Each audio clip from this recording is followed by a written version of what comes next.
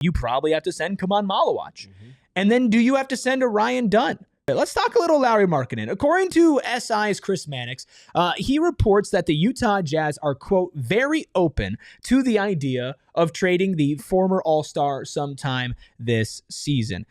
Not surprising, Steven, but of course, where the Suns stand right now, a lot of people are going to tie them into any trade rumors to acquire some top-end talent. Would you consider Lauri Markkanen top-end talent? Well, a question for you and Ayrton. Okay.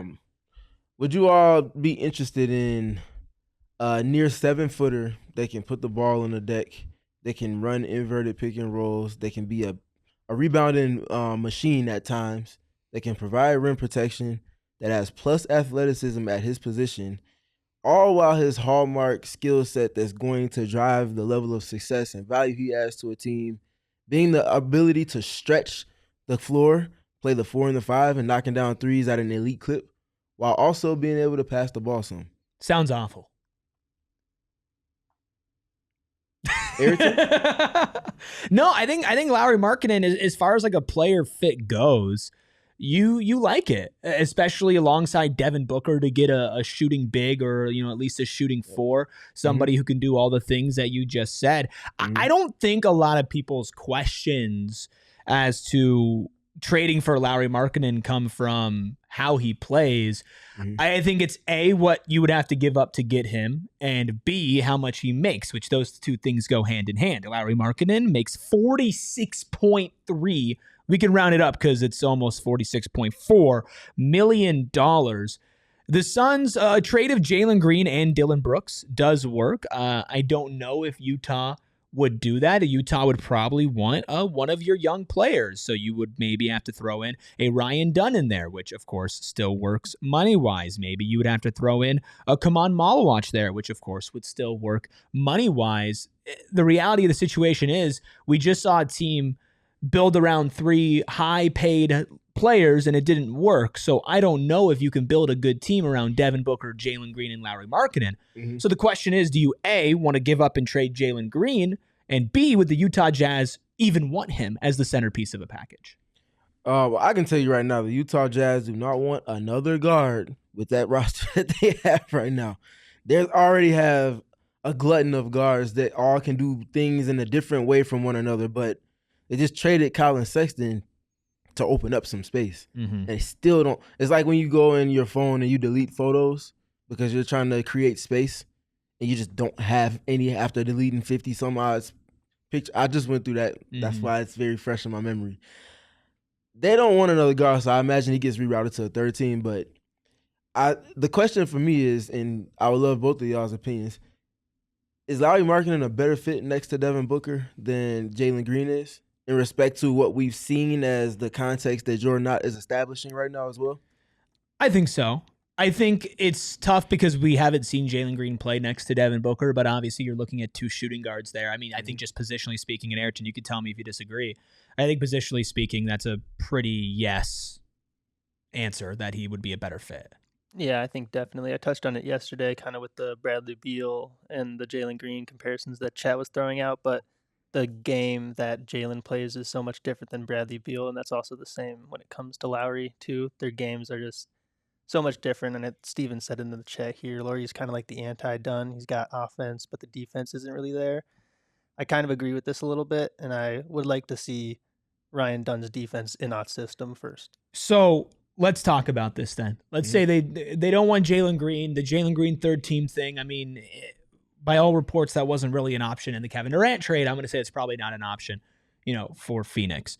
So keeping Book and Green, how could the Suns find a way to get Lauri Markkanen? Well, Dillon Brooks is going to be a main salary piece going out, so you're losing that grit, that determination that Dillon Brooks brings. You got to throw Grayson Allen in there, of course, also for salary purposes. And then you're looking at 2 veteran forwards for a team in Utah. The Suns don't have a first-round pick that they could trade right now. It's an Ainge running the show, so they want a first-round pick. So what do you have to send in exchange? Well, you probably have to send Kaman Malawach. And then do you have to send a Ryan Dunn, right? Do you have to send a more proven young player than somebody who hasn't played it? And obviously you get in the season, maybe you see different things. When the more I look at this, Steven, and as much as I love in theory the fit of Lauri Markkanen, this is not something that if I'm the Phoenix Suns front office that I'm rushing to do. I think who you have to give up and how you've built this roster and all the great things that we've talked about it, I don't know if I want to sacrifice that just yet. I want to maybe see how this rolls, and then maybe at the trade deadline we can revisit this. But as of right now, I'm good because A, Lauri's contract is huge. B, you're either giving up Jalen Green plus stuff or a bunch of stuff because you don't have draft picks, and I just think that's too much of a hit to the young core that you've built. As of right now, my opinion could maybe change later. I understand that for sure. That's a lot to have to give up to get him in return. And that's why I'm emphasizing for the Suns going into this season, finding ways to reestablish your treasure trove of assets. Yeah. Especially on the draft capital side. Because that makes making decisions like this a lot easier without having to gut your talent that you have already on your roster to appease a team and make that trade happen. So I hear you on that part. Question for you though. What if Jordan is brought a proposition in terms of the Lauri Markkanen trade template, and he feels that Lauri is a piece that will add more value to the system that he's establishing, obviously around Devin Booker, but also in tandem with someone like Mark Williams in the front court? I don't know if you can bank on building around Mark Williams because we're talking about right now. If we're talking about trade deadline, we've seen what we've got. We've seen Mark Williams string together a healthy season, or we're into next offseason, and Mark Williams is extended or is on this team, then yeah, you can look to build around him. I think it's hard to say that Jordan wouldn't look at Lauri Markkanen as a piece that he would be salivating, scheming around and everything like that. I ask it because, like we just got done talking about, you don't have draft capital, so you have to dip into your asset pool of young talent. Yeah. If Malowacz is included and you just traded 2 first-round picks for Mark Williams, you're clearly going to be investing in that guy if you're sending your first-round pick from this past draft out to bring another talent in. You're not going to allow for him to just walk. Yeah. I imagine that's a vote of confidence to what they see in their future with Mark Williams. And that naturally is why I asked for that in tandem with Lauri Markkanen. I just don't think that you can make that decision right now. I don't think you can. I don't think they should make any trades right now unless somebody wants to overpay for like Royce O'Neal. Even Grayson, I'm like, yeah, I don't know if I want to do that right now. And maybe I'm just drinking too much of the Kool-Aid on this team right now. And I know that we feel very good after the first preseason game and just diving into this team all summer. But I'm not ready to move on from anybody right now on this roster for Lauri. That being said, though, it is something to definitely keep tabs on throughout the season and how he plays and if his value goes up, because he had the worst season of his career last year. Let's also acknowledge that he had of his prime career. I know that early on he was struggling to kind of find his place in the league.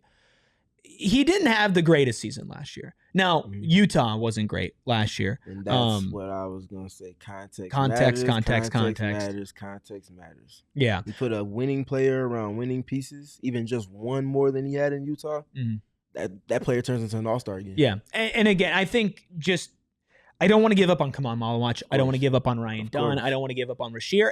And maybe that's the wrong move. And it might not be the right move to not give up on those players, but I think you owe it to this roster, you owe it to this team to see what they have first. Like Steven in the chat says, there is no right now with the Suns. They're building, can't compromise it in the first season of a regular season tool. Lauri is also under contract. He is extended, so it's not like he's going to be hitting a free agency anytime soon. So he might be somebody that is available a little bit later, and maybe there is a better fit, especially on the defensive side of things, that could bring there. Interesting stuff with Lauri Markkanen. And I'll just close with, he had a bad season last year with a bad team. But what he did do was go back to Finland for Euro Championships and played some of the best basketball that he's played in the last few years.